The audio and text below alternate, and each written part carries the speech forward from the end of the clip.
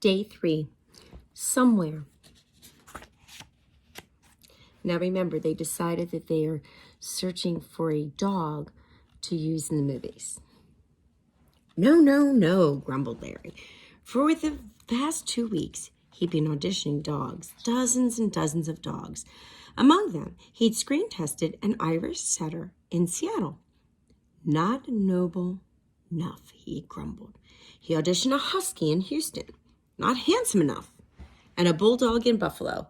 You've got to be kidding. Desperate, he widened his search and boarded a ship bound for Europe. He crisscrossed England. No star, he wired Jane. France. Still no star, he wired. Italy. Mamma mia! Where is our star? He wired yet again. Wiring because they didn't have internet then, so he's wiring telegraphically to get messages through. By the time he reached Germany, his confidence was lagging.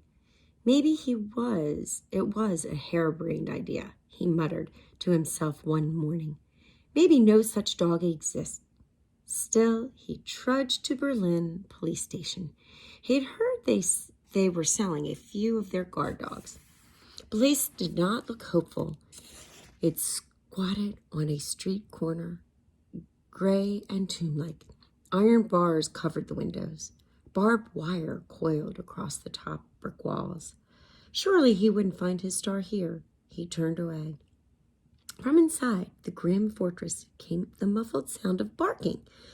Larry turned back. He shrugged. Oh, what the heck? I'm here, aren't I? So he pushed open the gate. Get out of the yard, yelled a voice.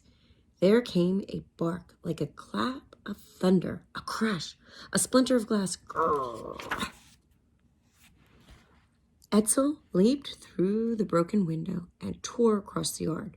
Fur on end, teeth flashing, the dog sprang for Larry's throat. Stop! Larry's voice sounded more pleading than commanding. Edsel pulled back mid-lunge, alert and suspicious, his muscles still tense. He stood unmoving. So did Larry. Dog and man stared at each other. Gorgeous, Larry whispered. Edsel sniffed the air between them. Noble, added Larry. But is he intelligent? He pointed to the ground with a quivering finger, wordlessly commanding Edsel to sit. Trained to obey, the dog sat back on his haunches. His eyes never left Larry's. Smart boy, the director praised, feeling bolder. He reached for the dog. Careful, the man with the booming voice warned from the other side of the fence. That animal will tear your hand off before he'll let you pet him. Larry's outstretched hand began to shake. Still, he stood his ground. Edsel eyed the director's hand warily. He snarled. Larry spoke gently, soothingly. Be nice now. Nice dog. Good dog. Slowly, slowly, he lowered his hand toward the dog's head. Edsel's ears flattened. He snapped, but he didn't bite. Larry managed to keep his hand steady. He kept crooning. That's right. You don't really want to bite me, do you? You're a good boy. Good dog. Edsel's snarl dwindled to a growl. The growl ebbed to a low rumble. Larry's hand grazed Edsel's head. Edsel shuddered and dropped his furious gaze. A sudden memory of his mom came to him. He was turning her muzzle to him, lightly smacking his neck. He looked up at Larry with sad, dark eyes. Larry felt a tug at his heart.